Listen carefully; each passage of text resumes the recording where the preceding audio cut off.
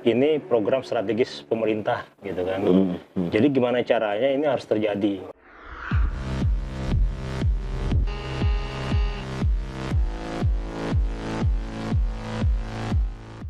Hai Sobat Explore, jumpa kembali dalam channel Explore Media program kebijakan publik bersama saya Fardin Siagian, Sekjen Yayasan Strategi Arus Utama, dengan tema Pilkada Serentak 2020. Bersama kita saat ini Bang Jali Ahmad. Halo Sobat Explore. Gimana nih Bang? Tanggal 9 Desember 2020, Pilkada Serentak 9 provinsi, 200 kabupaten, 37 kota. Mana ya? Saya emang nggak ngerti apa-apa tentang pilkada. Bisa aja Bang Jali nih, ya kan? Ayolah. Jadi gini loh Bang, kita kan pengen tahu ya. Sedikit banyak kita pengen tahu seperti apa sih gonjang-ganjing isu-isu yang berkembang, yang terkait maupun yang terkait langsung maupun yang tidak terkait langsung dalam Pilkada Serentak 2020. Sebenarnya agak sedikit ini ya. Apa sih? Kita sebenarnya bukan ini, kita diskusi ringan aja lah ya. Kita ngobrol biasa ya. Soalnya kalau bicara pilkada itu kayaknya agak sedikit terkamuflase gitu kan, karena situasi COVID, terkamuflase sama COVID gitu kan. Terus juga kemarin ada beberapa peristiwa gitu kan. Padahal kalau dilihat dari dasar strategi rencana dari kebijakan pemerintah itu lumayan strategis sebenarnya pilkada ini. Cuman kan persoalannya kan ya gitu,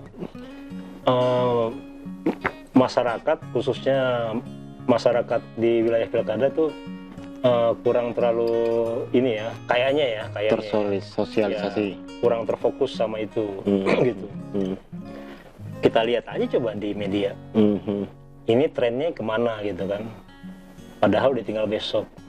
Kemarin memang di awal sempat rame kan, sempat trending akan wacana prediksinya akan memicu klaster pilkada.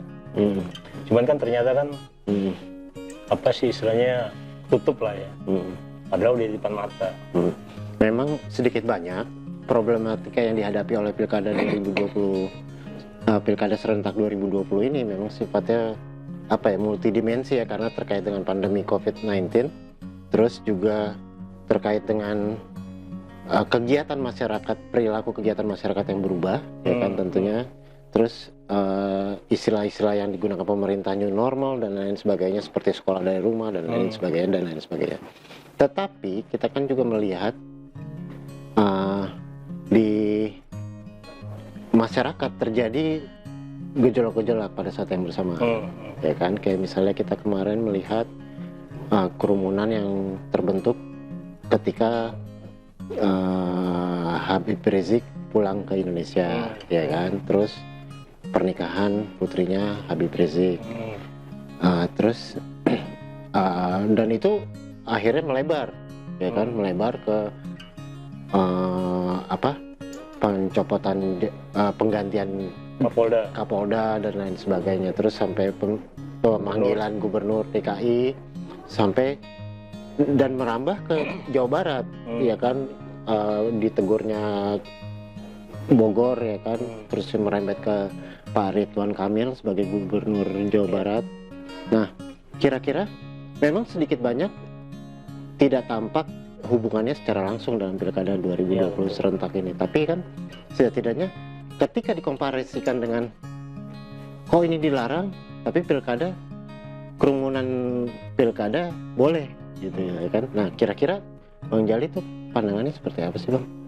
Ya, memang secara kasat terkesan ada kontradiksi, ada ketidakadilan gitu kan. Di awal jauh-jauh hari udah bicara, wah ini klaster pilkada gitu kan, karena nanti ada kampanye bla bla. Pas orang datang, calonnya datang mendaftar bakal bawa pasukan gitu kan. Terus pas pencoblosannya pun bakal jadi rame gitu kan. Dan itu kemarin terbukti pas sudah kampanye beberapa kepala daerah calonnya itu kena kan. Cuman kan persoalannya gitu, nggak ada sanksi, walaupun ada paling administratif gitu kan. Nah, korelasi sama yang yang tadi terkait itu memang pilkada itu kan muara gitu. Udah gitu di satu sisi ini program strategis pemerintah gitu kan. Jadi gimana caranya ini harus terjadi? Kalau saya menilainya gitu. Ini harus terjadi walaupun dengan cara seketat mungkin. Cuman karena balik lagi karena ini program nasional gitu kan, program strategis dan dampaknya akan pengaruh besar sama masyarakat. Ke berbagai bidang harus tetap jalankan walaupun dengan berbagai persyaratan gitu kan.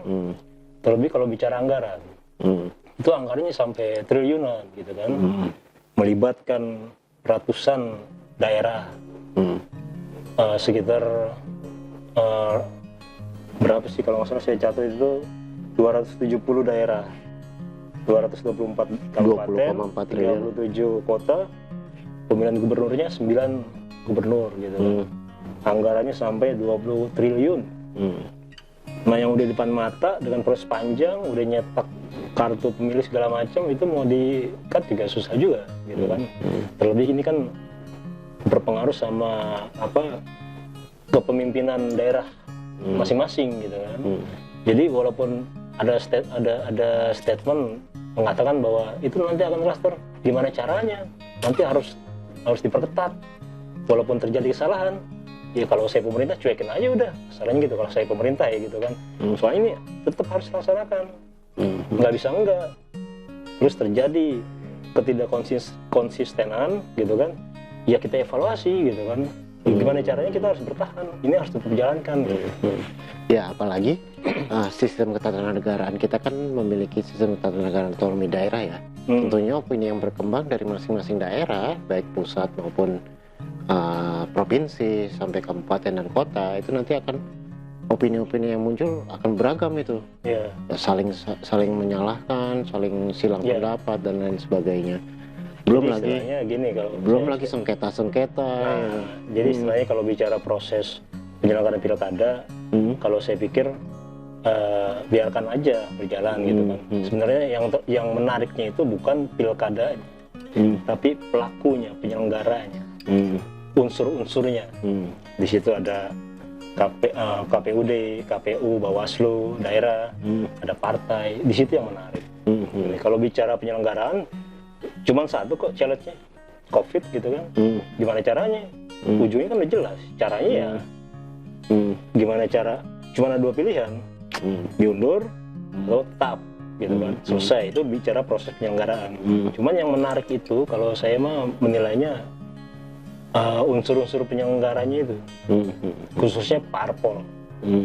Itu yang menarik. Kalau parpol mungkin bukan penyelenggara bang, tapi peserta. Iya peserta. Unsur maksudnya unsur kan. Iya, unsur pilkada itu ada. Unsur demokrasinya. Iya betul.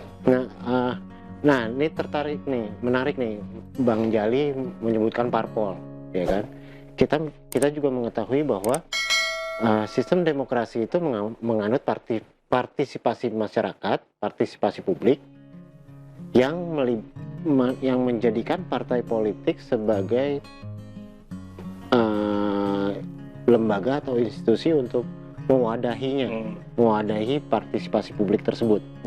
Sehingga ketika publik ingin punya aspirasi, ingin punya pandangan, punya pendapat, punya dan lain sebagainya, itu ditampung di parpol dan diejawantahkan atau dilaksanakan dalam bentuk kepemimpinan, regenerasi kepemimpinan, kaderisasi dan lain sebagainya. Terus berikut juga dengan program-programnya. Nah, bukan problem sih sebenarnya. Ada sedikit celah lubang di demokrasi kita, di mana ada beberapa wilayah yang kita lihat itu calon kepala daerah itu berhadapan dengan kota kosong. Ya, gitu. Fenomena apa ini gitu ya kan, berhadapan dengan kota kosong, sementara parpol ada, masyarakatnya ada, pemerintahannya ada, yang menyelenggarakan KPUD-nya ada, anggarannya ada, ya kan? Apalagi coba rakyatnya ada, ya kan? Tapi kenapa harus berhadapan dengan kota kosong? Itu makanya yang tadi saya bilang. Di situ menariknya, khususnya tentang parpol. Saya melihat ini kata kuncinya kan parpol. Terkait sama pilkada, saya menilainya sederhananya gini. Disinilah tanggung jawab moral sebuah parpol ketika penyelenggaraan pilkada. Ini kan ujungnya apa?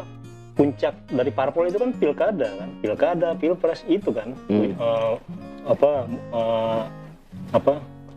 puncak tertingginya gitu kan, yang pesta demokrasinya. Nah, ketika pada hari H mereka kalau bicara kota kosong ya, mereka tidak menyampaikan kadernya gitu kan, tidak merepresentasikan keterwakilannya, tidak mencalonkan kadernya untuk maju gitu kan. Nah, di situ persoalannya. Satu sisi kita lihat negara melalui konstitusi, melalui undang-undang partai politik dan peraturan-peraturan lain itu sudah memandatkan rakyat melalui negara, melalui pemerintah memandatkan, nih partai silakan Anda melakukan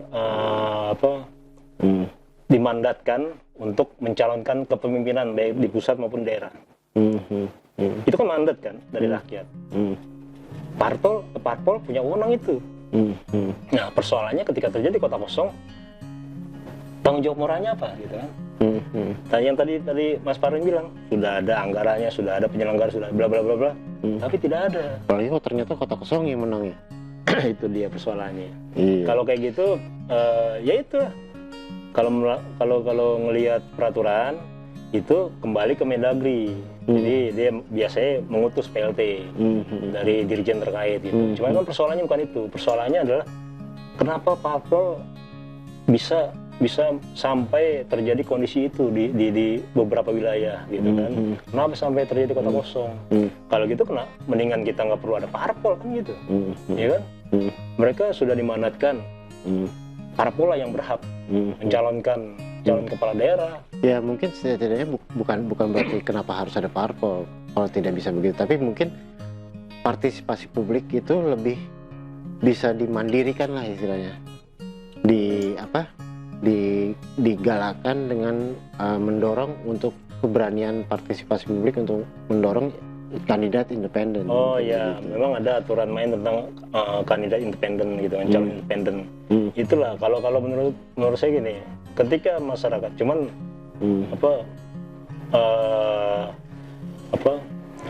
persepsi masyarakat untuk terhadap itu kayaknya masih rendah gitu kan. Padahal ketika responnya persepsinya tinggi, justru sebenarnya threat-nya akan berbalik ke calon independen. Kebetulan kan ada aturan main tentang calon independen untuk maju, dan di beberapa daerah itu ada yang menang gitu kan. Nah, kalau itu terjadi secara masif, itu mempersepsikan bahwa masyarakat itu sudah jenuh dengan parpol gitu kan. Nah, sekarang kalau ada persepsi bahwa masyarakat sudah anti sama parpol, enggak juga. Enggak. Toh kalau memang anti harusnya diimbangin sama aksinya, misalkan mengajukan calon independen, si A, si B segala macam maju calon independen dari parpol sekian orang, 5 orang, 3 orang dari gabungan parpol diimbangin sama calon independen. Itu mencerminkan bahwa masyarakat anti, misalkan bukan anti lah, jenuh lah sama parpol, gitu kan? Jumut. Ya seperti itu, jumut. Cuman kan ternyata faktanya nggak seperti itu, gitu kan? Nah cuman kita bicara kota kosong tadi, kita kembali lagi bicara kota kosong, bahwa ya faktanya adalah terjadi fenomena kota kosong. Gitu. Artinya tanggung jawab moral parpol di situ patut dipertanyakan. Sudah memiliki mandat, wewenang, tidak dijalankan. Terlepas mereka punya argumen, punya strategi, punya apa gitu kan. Kita nggak ngeliat itu. Kita bicara nasional, kita bicara masyarakat, bicara rakyat, gitu kan. Kalau memang nggak niat, ya udah parpol nggak usah ini harusnya kan. Masyarakat aja didorong. Bentuknya apa? Revisi aturan main tentang calon independen. Misalkan nih, contoh, misalkan aja, saya nggak tahu jelasnya ya. Masyarakat umum berhak mencalonkan sebagai gubernur, wali kota, atau bupati gitu kan. Cuman persyaratannya jangan dipersulit, jangan diberatkan. Misalkan harus mengumpulkan KTP sampai jutaan kayak gitu. Kan berat itu kayak gitu kan. Nah itu salah satu kalau mau bicara demokrasi. Dan terkesan tidak masuk akal. Iya. Kalau mau bicara demokrasi, justru disinilah komparasinya ketika kita lihat antara parpol sama civil society, gitu kan. Keterlibatannya gimana? Di situ kan terukur. Kalau mau bicara demokrasi, ya kita harus siap, harus berkompetisi. Jadi bukan kompetisi parpol dengan parpol, harus siap juga kompetisi parpol dengan masyarakat. Faktanya adalah coba, ini kan sudah rahasia umum kan, bahwa yang representatif parpol siapa? DPR, DPRD gitu kan, perwakilan parlemen. Dan rahasia umumnya adalah mereka itu yang paling tidak disuka sama masyarakat. Itu kan sudah rahasia umum. Nah, sekarang kan itu udah fakta, udah jelas. Nah, kalau bicara dikaitkan sama demokrasi, harusnya ya kita fair aja. Kalau ternyata memang parpol itu trennya menurun dan terus turun, dibuat apa juga? Ya kan? Kita bentuk istilah lain atau apalah gitu kan? Teori parpol segala macam kan faktanya di lapangan tidak berjalan. Kan kalau bicara apa ya istilahnya? Kita berharap sama parpol, mereka menciptakan kader kepemimpinan nasional, baik di pusat, di daerah, pendidikan politik, kaderisasi, kursus politik, ya seperti itu. Mereka berhak melakukan itu. Mereka dan ada anggarannya juga buat itu. Nah seperti itu, apalagi ada anggaran. Tapi yang terjadi di faktanya apa? Yang ada kaderisasi, bicara kaderisasi yang mana? Parpol si A, ketua umumnya dia lagi, ya kan?